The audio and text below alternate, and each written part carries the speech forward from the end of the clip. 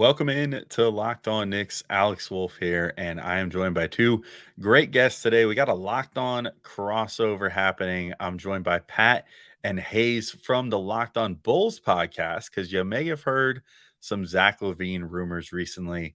I wanted to talk to some people in Chicago, get a feel for where the Bulls are at right now, what their goals are, what their ambitions might be in a potential trade, why they might be looking to move Zach LaVine, and how much they might be looking to get for Zach LaVine if that were to happen. And also, we just kind of touch base on how likely you think it is that the Knicks and Bulls do any sort of business with one another this summer or anytime soon. So that's all coming up right now on Locked On Knicks.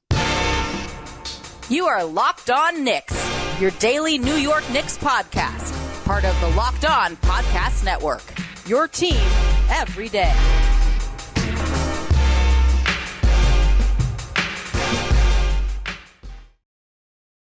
All right, welcome in to Locked On Knicks, and I want to thank you guys for making Locked On Knicks your first listen today and every day, whether you're checking us out on your favorite podcast platform or taking in the sights and sounds on YouTube. Appreciate you guys making me a part of your daily routine, making Locked On Knicks part of your daily routine.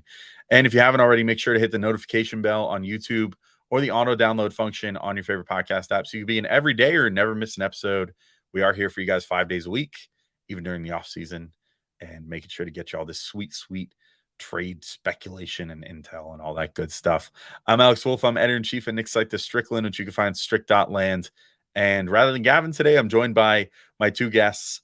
We sort of co-hosted the whole thing, but whatever. Locked On crossover, the two Locked On Bulls co-hosts I'm talking to today, Pat and Haize. We had a great time. I got to roast them a little bit real early on for their Knicks knowledge as I was doing a little research by listening to some of their shows where they mentioned the Knicks recently. So hopefully that will be a fun thing for the Knicks fans listening here. And then we get into some great Zach LaVine conversation. There's no point in holding it up further. Let's get right into it. All right, Locked On crossover, Locked On Knicks and Locked On Bulls here. I'm Alex Wolf. I'm from Locked On Knicks. I'm here with Haize and Pat from Locked On Bulls. And we are going to talk some potential Knicks and Bulls deals. Guys, real quick, before we really get into things, I wanted to reference a podcast you guys put out last week about potential Zach LaVine deals. Here's some direct quotes. First, I don't want to help the Knicks get better from Haize. We got that. We've got I don't want Obi Toppin from Pat. That's an unfortunate. We'll get to that in a second. You guys didn't know that Obi was still on the Knicks for a moment. Haize, you had Pat convinced that Obi Toppin had been traded already. And then if I may just play a clip real quick, I'm just going to play something for both of us to listen to, all three of us to listen to here real quick. Hold on. And yeah, I don't know like the New York Knicks off the top of my head, their draft selection, the picks or anything like that. So I don't really like the Knicks, but again, I just don't like the franchise of the New York Knicks overall. Accurate.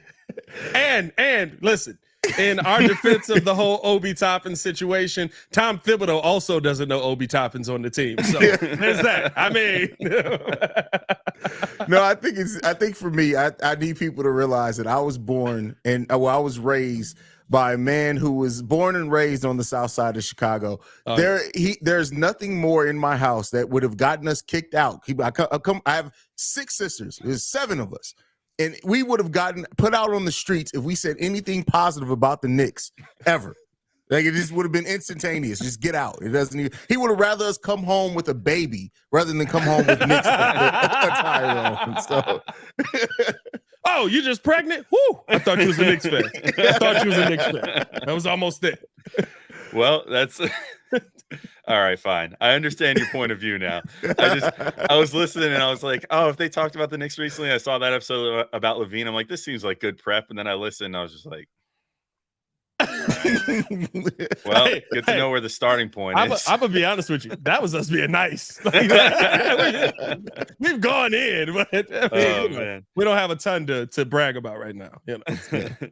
Well, that makes one show. The Knicks have quite a bit to brag about right now. Anyway, so I figured a good place to start, guys, would be just kind of taking the temperature of where both sides are at, right? Like, I think.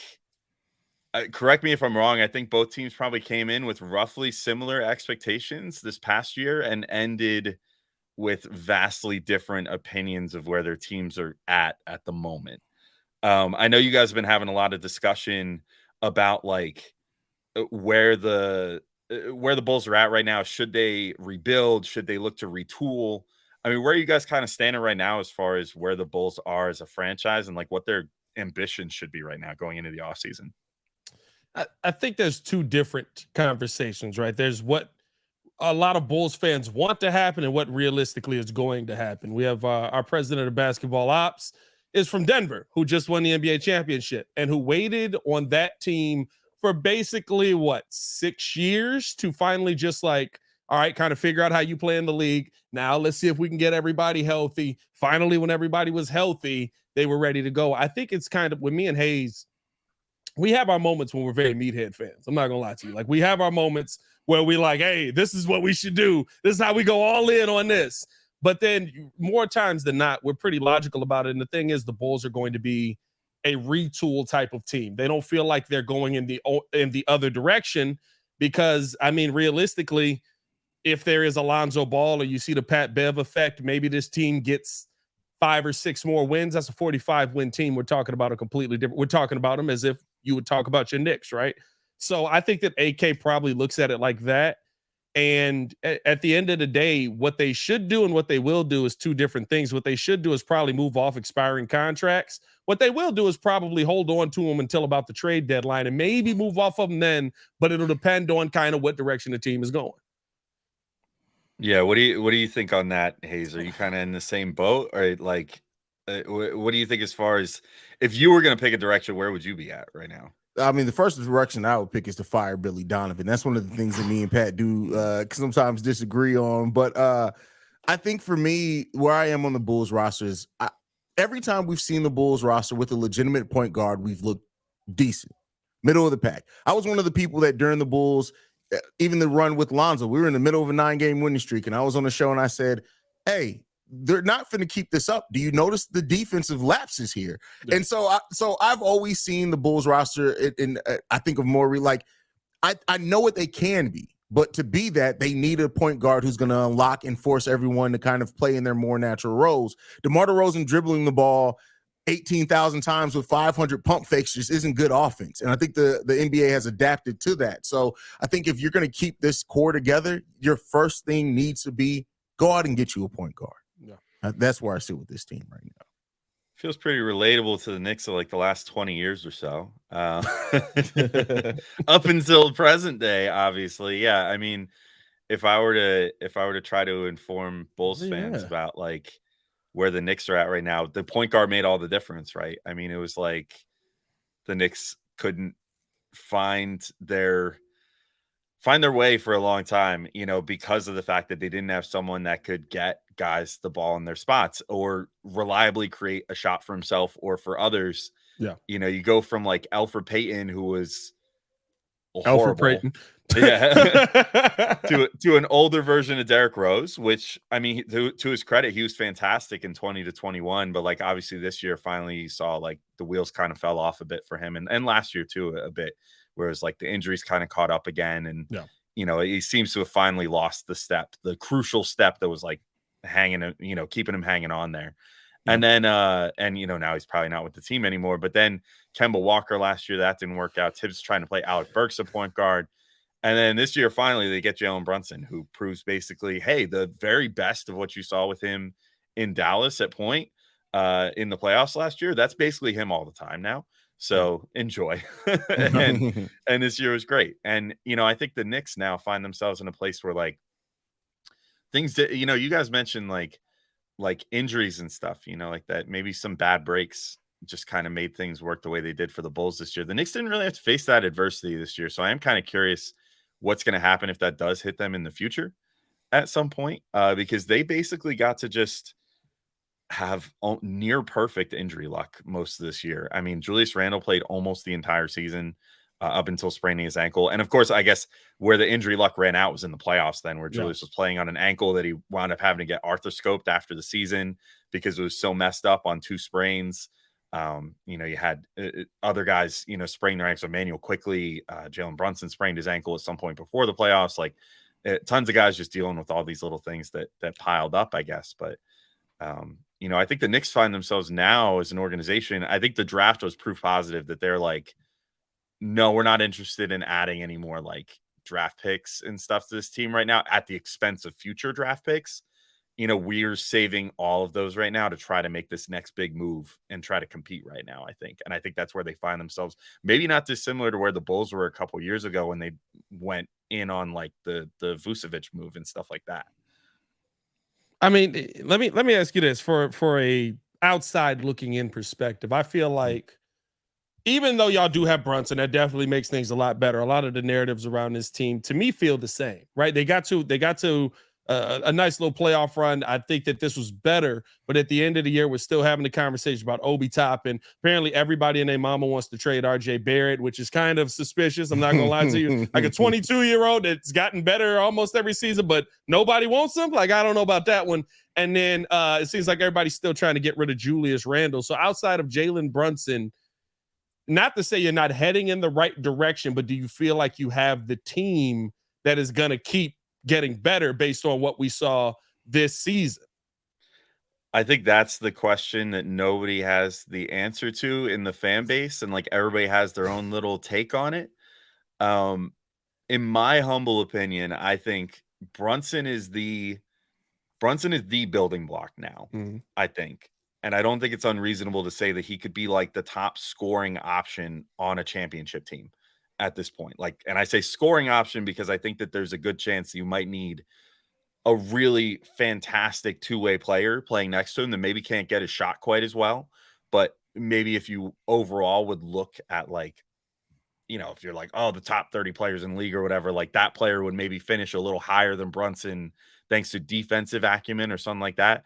But like, I think that Brunson could be that guy that like on a team, with a 1A star like that, he could be the 1B that maybe is the guy that is still getting the clutch buckets, like the Chris Middleton type on a Giannis team. You know what I mean? That like maybe he's not the best guy on the team, but he's going to sometimes be that guy that you need to rely on to score the basketball when things aren't going well necessarily. All the other guys, I think it all just kind of comes down to like what camp you're in. Like a lot of people do want to trade Julius Randle because they think like, he's had a couple subpar playoffs now, the 2 times that the Knicks made the playoffs. Now this year, I think it's impossible to overlook the fact that the guy had to immediately get surgery on his ankle after the playoffs and say then like, oh, why didn't he look as good as he did during the regular season? Oh, maybe because he was playing on a double sprained ankle that he needs to get cleaned out after the season. RJ Barrett, like to your point, like some people do seem to want to trade him, and I don't totally get that either. If you ask me, I think that he still has possibly another gear to get to, but it might just be in the interest of maximizing a window of 2 players that are sort of in their prime right now with Randall and Brunson. If you think those guys can potentially plus one more person compete, maybe that's why you look at trading RJ Barrett right now, because you say, let's give ourselves a window of like 3 years or something to try to actually compete for a championship. If you think that's what you can do. I don't know if I'm quite there. It seems like the Knicks don't quite know where they're at right now either, although maybe the next week or 2 will be more illuminating as far as that's concerned. But, to steer the conversation towards where we're inevitably going here, like maybe a Zach LaVine is that guy to potentially give them that extra scoring threat that they need, or, just extra 1A sort of player, 1A, 1B, 1C sort of player that they need to compete. But I'm not totally sure if they're there yet. I guess we'll have to see if they are. But I think we could probably get into LaVine in the next segment here and start maybe kicking that idea around. But I think maybe first we should just let everybody know about, I'm sure what's one of your guys' favorite sponsors, but also one of my favorite sponsors as a car owner that needs to get things every once in a while, eBay Motors. And for a championship team, whether that's the Knicks or the Bulls or some other team, probably some other team, if history tells us anything. It's all about making sure every player is a perfect fit. It's the same when it comes to your vehicle. Every part needs to fit just right. So the next time you need parts and accessories, head to eBay Motors. With eBay Guaranteed Fit, you can be sure every part you need fits right the first time around. Just add your ride to My Garage and look for the green check to know the part will fit or your money back. Because just like in sports, confidence is the name of the game when you shop on eBay Motors. And with over 122 million parts to choose from, you'll be back in the game in no time. After all, it's easy to bring home a win when the right parts are guaranteed. Get the right parts, the right fit, and the right prices on ebaymotors.com. Let's ride. eBay guaranteed fit only available to U.S. customers. Eligible items only. Exclusions apply. All right, we're back in. And Haize, I'm going to throw it to you right away.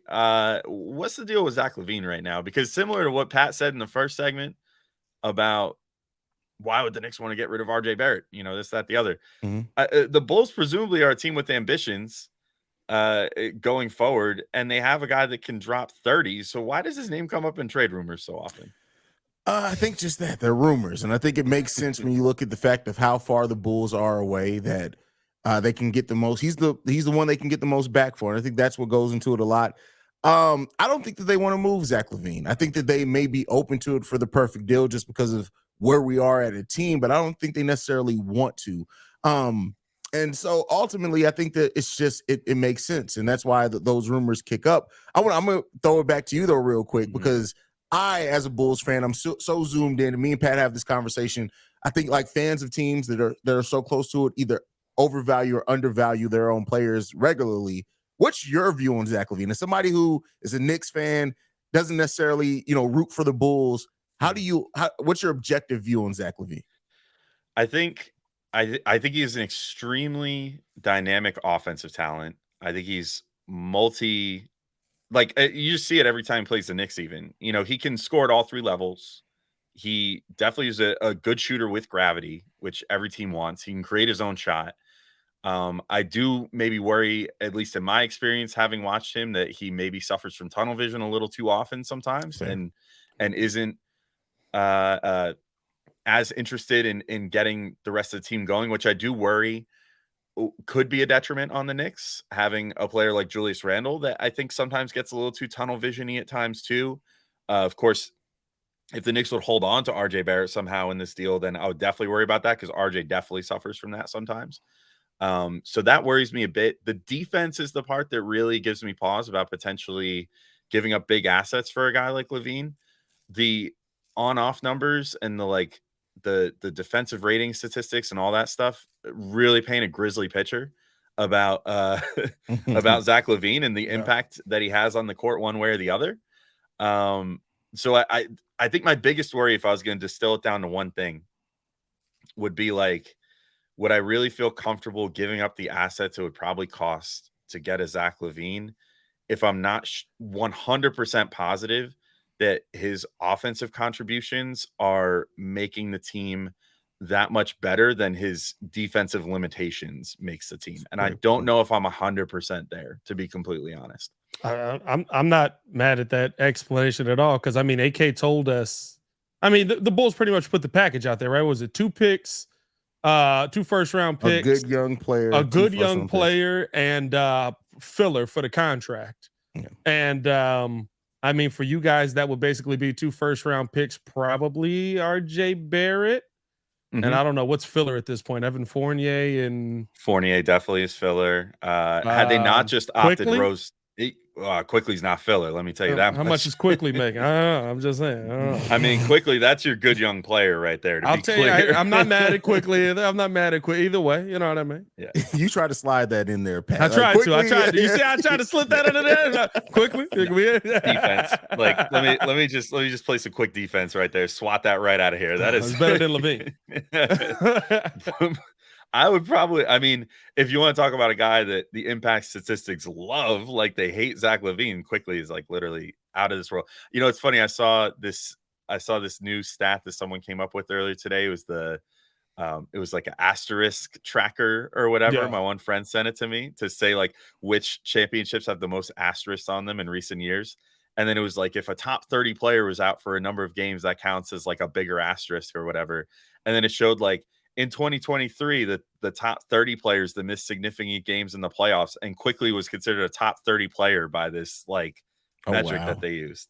And I was like, man, that's crazy. That's crazy to think about. That's a good metric. You gotta slant that. Numbers will tell you whatever you want them to tell you. Because I will say this. Here's the weird part about it, right? I'm not going to sit here and tell you that Zach LaVine's going to stop anybody one-on-one 10 times out of 10. What I will tell you is that in a good team defense and a good system, and with a Tom Thibodeau, Zach LaVine probably would be a good enough defender for the offensive contributions to make more sense. Yeah. I think the same could be said for like Brunson in the way that, with the Knicks. But I think that it ultimately comes down to like, I mean, how do you guys feel about LaVine's effort level? I guess would be a big thing. Like, that's the thing is, I think that all the Tibbs demands is that you at least try on defense, which granted he has different standards for some players. Sometimes Julius Randle has definitely put out some really deplorable defensive efforts and still gotten 35 minutes some nights, which always makes us as Knicks fans be like, why is he still getting these guaranteed minutes? But I mean, like Brunson, to his credit, he might not be the most physically talented guy on defense, but he does at least like give 100% pretty much the whole time, and sometimes you see the fatigue set in if he's having to just constantly run the offense and generate all the points for the Knicks. Sometimes you see a little lapses there, but it's hard to fault him for that. But he generally tries. Like, do you find that LaVine tries on defense I don't think we've ever questioned his effort defensively. We've questioned some of his ability and maybe some of his help. But I don't think that we've ever been like, well, I can't say that. That Charlotte game had a lot of questions in it, but that was a bad game all around. Yeah. That's probably the only time I've ever questioned Zach's heart in a game. But at the same time, we were getting our heads kicked in pretty early in that game. So maybe heart kind of goes out the window when you have a game like that. I think we fought our way back in that one, didn't we? Like, I don't know, Haize. Do you feel like we've ever really said like, Zach LaVine's not out there trying? I think there's times where he does get out of the game if his shot isn't falling and if he feels like the refs aren't calling things that they should call. It affects his effort on both sides of the ball then. But I do think that Zach LaVine, fully healthy, always gives effort defensively. Sometimes he loses focus definitely on the off-ball defense, but I think especially last year, we probably saw some of the better defensive performances of Zach LaVine consistently last year once he was healthy. So I think that there's enough there to say with the right coach that is going to, in the right environment and culture, I think Zach LaVine would have rounded out well. I mean, he started off his career with Tibbs though, so I guess it can't even necessarily. Well, I was gonna say a lot of those moments too are in situations where Caruso, Pat Bev, Patrick Williams, and maybe Andre Drummond are on the floor. So there's also, you got to put the right guys around him. I don't know if I guess there would be no Jalen Brunson, Emmanuel Quickley, Julius Randle, and Zach. I don't know about that defense there. Yeah, I don't know about that defense there. With a Mitchell Robinson to hold it down inside, maybe it works out. I mean, Mitch I already has to do a lot of heavy lifting, but the Knicks. Oh yeah, that's what we got to get back. By the way, y'all got to send us one of them centers, bro. We need center help so bad. Y'all got to send. I'll take Hartenstein. Hartenstein, cool. Robinson. We don't really want Randall either. Like, what's up with Vooch? What's going on there? I thought he was the center. Hey, y'all got some big. Well, first off, we don't know if he gonna sign that deal yet. That's the one question we got. But two, y'all got some centers over there that we think might be a little bit better than what y'all utilized them as. You know what I mean? Like, I don't know. I think they utilized them pretty well. I mean, the Knicks, they definitely rely on that rim protection heavily in Tibbs' scheme, which is why I think I do worry a bit. Like if the Knicks starting backcourt would be on paper like so let's say that RJ does go over in the deal and he's the centerpiece player, so then your starting lineup is presumably Brunson, Grimes, LaVine, Randall, and Mitch. The LaVine aspect worries me, man. I'm not gonna lie. LaVine's the question in that out of everybody you just named. I mean, Grimes is a lockdown. That's your defense. That was your defense. Yeah, right, Grimes and Mitch are gonna have to do a lot of heavy lifting there. I mean, Julius has his moments as a one-on-one defender, but like, man, that's rough. That's a rough. That's like asking a lot out of those two really good defenders. Or Quickley if he's on the floor, if they hold on to Quickley. I mean, that's tough stuff. But I don't know. Maybe we should start. We're throwing a lot of names out here. Maybe we should just start throwing them into fake trades and see where we're at here. So why don't we take our second break? We'll come back and then we'll throw some fake trades out. Maybe see if there's another deal not around Zach LaVine or any of these guys we mentioned that can make sense for these teams too. So we'll be back in just a sec. All right, we're back in, guys. Still talking about Zach LaVine, and why don't I just throw an offer at you guys and see what you guys think? So Oh boy, here we go. Okay, how familiar are you guys with the Knicks draft pick situation? Like, do I need to explain all the protected picks and all that crap real quick? How many protections y'all got? They got a lot. They got 4 first-round picks, and 3 of those, if I'm not mistaken, have protections on them. Weird protections. Yeah, so there's some even have like double protections too, right? Yeah, some of them are a little funky. Actually, only one of them has a double protection. Very unlikely that the double thing kicks in. So they have the Dallas Mavericks pick, which they famously did not get this year because they're tanking cowards. So there's that one. That's top 10 protected next year. So that's that pick. And then that's top 10 protected in 2025 as well, and then conveys as 2 seconds. If that conveys as 2 seconds, I mean, means Luka Doncic is probably out of there. So we'll be having a field day regardless. Knicks and Bulls fans, I'm sure. Yeah. When that happens. So which I think will happen regardless because it's a terribly misrun franchise. Anywho, so there's that pick. There's the Wizards pick, which is seeming more and more likely, like it might convey as 2 seconds. Unfortunately, I believe it's top 10 protected or top 12 protected this year, something like that. It was like going down. It was like top 18, then top 14. I think it's like 12, 10, 8 or something like that for the next like 3 years. So through like 2026, I think. And if it doesn't convey top 8 protected in 26, then it conveys as 2 seconds. Then there is the Detroit pick, which is similar to that, but I think it's like lottery protected for a couple years and then goes down to top 10. I think in that same year, hopefully that one does convey, but if not, then they continue being a tire fire. So we'll see how that goes. And then the last one is Milwaukee's pick in 2025, which is top 4 protected. If it falls in the first 4 picks, it goes to, I believe, the Pelicans. And I think that the commitment is just extinguished then. Like you don't get anything out of it, which is kind of weird. But when it more than likely conveys outside of the top 4, then it's just fully unprotected outside of that. So that's that pick in 2025. So if I was going to make a deal here to try to, what is LaVine's salary cap number again? It's like 42 this upcoming season, I believe. Okay. So they could pretty easily get to that. So I'll just throw it out here. If I were to throw you guys an offer of RJ Barrett, and look, I'm not even saying that this is an offer that I would necessarily do because, like I said, I still have my reservations about LaVine, but I could see this maybe being all right.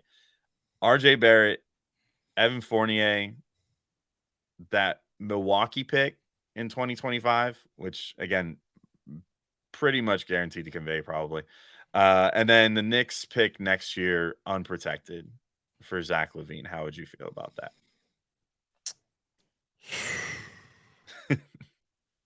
It's tough. I'm not mad at that because the one thing that it does is it puts the biggest question that the Bulls have is young players being put in the right position.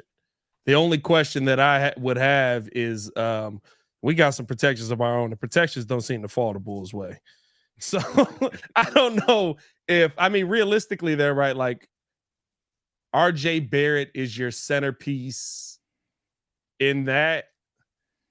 And I like what RJ's done. I like how he's improved, but I don't know if there's much more on top of what RJ's already accomplished. Like, I feel like RJ got to the top of his game. And this is probably the player that you're going to get, which isn't bad, but I don't know if it replaces Zach LaVine 1 for 1. And I mean, listen, I don't even think y'all really want Evan Fournier. Like nobody, definitely not. Like you can't, you know what I mean? Like nobody really wants Evan Fournier right now. He's an expiring contract. He's money at this point. He's $18 million effectively. I throw him in there. It's like throwing in a bag with $18 million. What you think, Haize? What you got? Because I know you done got a counter already walked up over there, man. I don't necessarily have a counter. In fairness, it's not a bad. It's not a bad trade. It's not a bad trade. Because RJ's 22. 22. Yeah, he's very young. RJ Barrett's still only 22 RJ Barrett's years old. 22 years old. He came in as the youngest player in that draft, I believe. He may have just turned 23. He might have like literally just the other day turned 23. He one of them Andre Drummond dudes. He feel like he's been in the league like 7 years. Yeah, he really feels like he's been around forever. Again, I don't hate the trade at all. I don't know if something feels off in that to me. And maybe it's just that I don't want to trade Zach LaVine, and I don't trust RJ Barrett. I get it. He's extremely young, still has a lot of development that he could do, but like to me, you're moving Zach LaVine in a move, and none of the pieces you get back, I see ever hitting the value of what Zach LaVine has individually, at least. Yeah, I think that's totally fair. I mean, so from a Knicks fan perspective, I think a lot of people, and I'll probably get roasted in my own comments for this on YouTube and whatever, about oh, RJ still has so much more, you're undervaluing him at this point, blah, blah, blah. Like, he did show some growth in the playoffs this year, of all places. Like, I think he actually really got kind of forged by fire this year in the playoffs. Like, he was their second scoring option for most of the playoff run, where they made it to the second round and pushed the eventual Eastern Conference champions to 6 games. Like, he was a big part of that. Like, I think the big thing for me is the shooting with him, and I'm starting to worry if that's ever going to come around consistently. He shot like 40% in 2020 to 21, but he was working mostly as a spot up shooter. And I think the thing that's going to limit him to hitting a ceiling anywhere close, and this would probably be a concern for the Bulls as well, right? His limit to hitting a ceiling anywhere close to being as good of a player as Zach LaVine is, I'm starting to wonder if he's ever going to be able to make it as a self-created 3 guy. Like, I think that's his biggest thing that he can't figure out. And like, he can get to the rim at will. He's gotten fantastic at drawing free throws.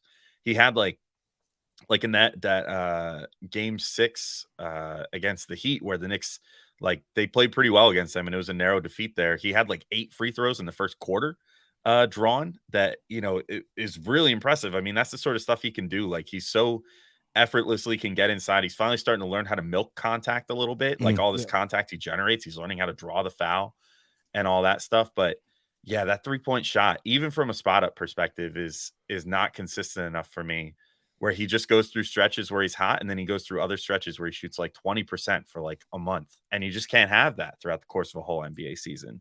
And my thing with RJ is like, dog, I'm not gonna lie to you. He's always been this player. When he was with first off, he credit to him. I said he'd never have a jump shot. He's got a jump shot. I'll give him that. I said he'd never, because of how he shot at Duke. Bro, he shoot with the confidence of Stephen Curry, though. He does sometimes. Like, he lets it fly. Yeah. It depends on the game, because sometimes you watch him shoot, though, and it seems like he has no confidence, and yet he's still jacking them up. And yet you could just tell from the body language that he almost doesn't expect it to go in. Yeah. It's like a full-on like confidence issue with him sometimes. So it's like he has the confidence enough to put the shot up, but then immediately regrets it. And it's like, oh no, I don't think that's gonna go in. He's a tough read. I think that's the thing, right? Like, I would almost be more willing to, I mean, it would take more, but I would almost be more willing to talk about a trade, including Emmanuel Quickley over RJ Barrett. But I know y'all love Quickley too. So like, yeah, I mean, I guess that's the thing. If it came down to that, it would be like, well, I feel like RJ's perceived. Well, let me ask you guys this: is your perceived value of RJ Barrett higher than Emmanuel Quickley? Like, if you were going to be like, these are the players that, not necessarily your own personal preferences, but that you just like looking at the Knicks roster and saying, like, I bet if the Knicks would go to try to make a trade, that RJ Barrett would be higher than Emmanuel Quickley, or you think they're roughly on equal standing? Like, I know Quickley finally got some national recognition this year a little bit. I think for me, I honestly kind of view them. If I was going to say anyone kind of higher, just in my own personal, I probably have Quickley slightly above RJ Barrett in value. But that, again, like I said, I don't watch every Knicks game, but just Quickley in the games that I have seen him, it just seems like he has kind of at times that once he gets it all together, he has that it factor when it comes to scoring. It just seems like he gets in the zone in that way. And I don't know if I've ever seen RJ Barrett quite getting that. Yeah, playoff RJ this year was nice. That's true. Yeah, playoff RJ this year was really nice. But I think here's the biggest question, right? And I think this is the reason why Knicks fans are so ready to get rid of some of these names that are on this team, and try to trade them to the Bulls for Zach LaVine. Is that y'all have the same questions? Like, when you look at RJ, when you look at Emmanuel Quickley, I don't know, Quickley seemed like one of them players that Thibs don't really like too. Like, he kind of give me that vibe as well, but I think that there's a lot of question marks on the consistency of these guys and where they fit in a system that has other players ahead of them offensively. Yeah, it's interesting. Like, the discourse among Knicks fans on Quickley and RJ went like completely different directions, like after the playoffs, right? Because everybody's like, Quickley had another bad playoffs. Like, is he going to be a bad playoffs player? And yet you still looked at the advanced stats, and even with him shooting like 30% overall, the team was still like 8 points per 100 better with him on the floor than they were without him, which is crazy. Yeah, they were still quite a bit better in the playoffs with him on the floor. That's a good amount. That Thibs said, analytics be damned. You ain't getting these minutes. Yeah. Well, and I mean, he got a decent amount of minutes even when he was not shooting well, which really says like he's definitely earned Tibbs' trust at this point. Like he's a Tibbs guy through and through now at this point. Like if Tibbs is still coaching 10 years from now on a different team, Quickley will be that Derrick Rose that he's the D Rose guy. I need Quickley on this team right now. Get me Quickley immediately. But like, yeah, I think there's something just interesting about looking at the two of them and what their value is around the league. Like I don't quite know how to gauge it either. I think there's something to be said too with RJ's getting his big boy money next year. Like, yeah, that's tough. He's on his next contract, and yet he's still not. I wouldn't call him overpaid or anything.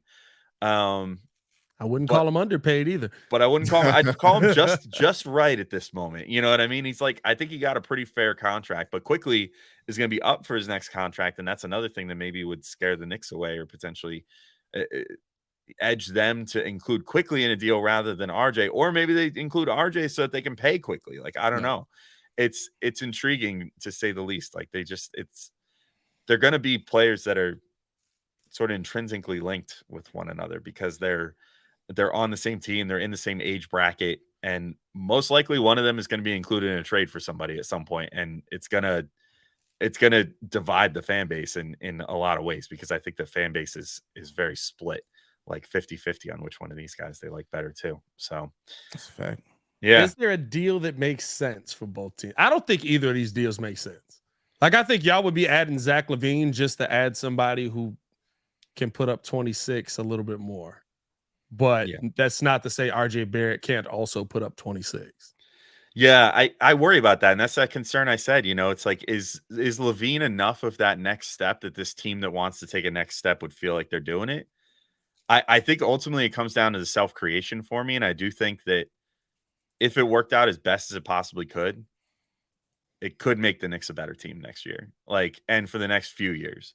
But how many more years of this Zach LaVine do you get? Like I was just talking about like when Rose lost a step, like LaVine is one of those guys that when he starts losing some of that burst, how effective is he still going to be? So like how many more years of elite athlete Zach LaVine do you still have left, especially considering the injury concerns and everything else? Does it make it worth potentially giving up an RJ Barrett? I don't know. Are there any other guys on the Knicks that interest you guys, just out of curiosity, like from the standpoint of where you think the Bulls are trying to get right now? Jalen Brunson. I mean, if we could figure something out, you know what I mean? Let's assume Jalen Brunson is off the table. Honestly, I wouldn't mind Josh Hart. Yeah. They just re-signed him, so that'd be interesting. Yeah. Well, I think him and Brunson are a package deal at this point. Yeah, that's true. That's true. I think him and Brunson will be a package deal for a while to come here because with the love that Jalen had the second he found out Josh was signed, I don't think that they're going to want to upset him too much. No, definitely not. Yeah. I don't think that's going to happen. I'll say from my perspective, I think Caruso kind of interests me a little bit, and I think the Knicks were linked to him. I just almost got off the stream. Shut it down. So you're not getting Caruso. We're not playing this game with Alex Caruso. We're not playing this. What you don't understand is Haize is a sleeper cell. He's trying to make the Knicks worse. He's not going to give you the defensive clamp you need to get through Jimmy Butler. Did you not hear? You played the clip. I don't want to do anything to help the Knicks get better. All right, so you guys are definitely all right. Well, I don't know. I like Toppin. Whoa, Jesus, that's crazy. I didn't say that. That's crazy. Look, Toppin is good, man. I'll tell you right now. Toppin, I think we can all agree Toppin is good. He is. He's good. Period. I mean, he as a starter, like when he's gotten starter opportunities, he is, I think, a starting caliber NBA player. Like wherever he goes, it's not the Knicks. He's gonna do some stuff. I think he's gonna be really good. So the problem is that you want to talk about a guy like, I don't necessarily agree with your assessment earlier, Pat, that RJ is capped out as a player. Like I still think he could potentially get better, but he's way too young. Obi, once he gets into those starters minutes and stuff, like he's in his second contract. Like this next contract that he gets, might well be the most expensive contract he ever gets in his career because he's already going to be like 25 by the time he signs it. Yeah, the age is tough, but I mean, the difference.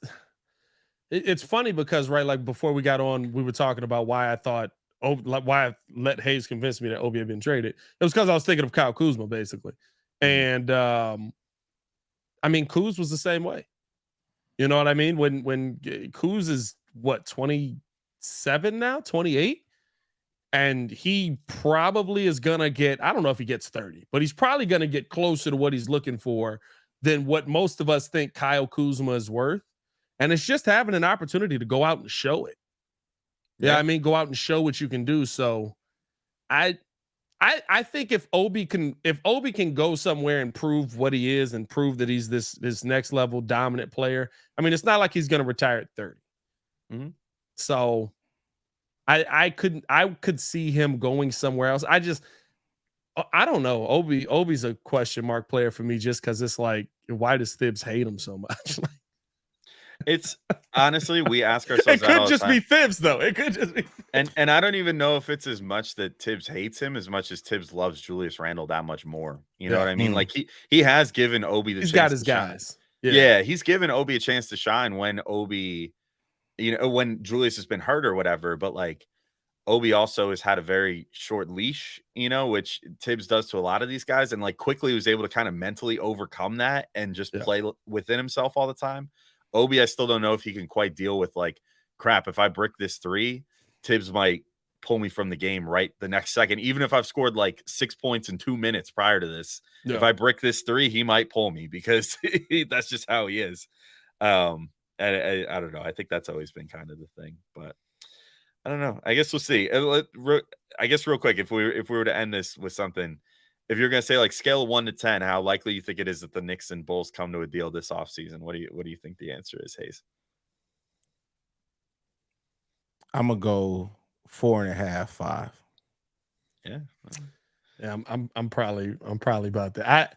I think a 3 just because I don't think the Knicks are going to give up what the Bulls realistically are going to come to the table for. Because it sounds good to be like, oh yeah, they're not going to ask for both RJ and Emmanuel, but me and Haize have both talked about this. Like, they're setting their price based on the fact that they really don't want to get rid of Zach LaVine. Yeah. Like, that's why it's such a like, why would anybody pay this for Zach LaVine? Exactly. Yeah. I think I'm at a 3 as well. I think that what'll ultimately happen, I mean, the Knicks are now becoming they're becoming kind of Danny Ainge-ish in the sense that they'll balk at making deals for guys because they set their price and they're just like, this is the price that we believe that this guy is worth. And we're not going to pay extra just because we want this guy. Like, you're going to acquiesce to us. And I feel like the Bulls being in a position where they would still want to get enough guys back to hopefully be able to still contend next year, because they've obviously invested a lot of money and draft capital and everything into this core. Like, I feel like they would be like, well, we're not going to send you Zach LaVine unless we think that we can compete for the playoffs next year as well, because that's sort of what we've promised our fans with what we've invested in this team at this point. And I feel like that'll ultimately end with like a stalemate between the two, where it would be like the Bulls aren't trying to rebuild. So they're not looking for a pure rebuild package of just picks. The Knicks aren't trying to send enough players to offset that. And then they would just it'll just fizzle out in all likelihood, would be my guess. But maybe the Knicks have been linked to LaVine enough in the last few years. Maybe they finally make something happen. I guess we'll see what happens there. But I think it's a good point to wrap up on. Thanks, guys, for doing this crossover. That was really, really, really fun. So for sure, man. For sure. Gotta do it again. Yeah. Well, let's do it again. Maybe if they make a deal, certainly we'll have to talk again. We'll have no choice. At the end of the day, no matter what, all our comments about to be, we could have had John Collins for nothing. Like, exactly. That's about to be both sides' comments. Did you see what Bradley Beal got traded for? Even though he had full control of the situation, and it's completely context dependent. But did you see how little he got traded for? These idiots on the Knicks didn't, whatever. Whatever. Fans can't be pleased. Anyway, thanks, guys. And hopefully we'll talk again soon. Later, guys. Sure. Peace.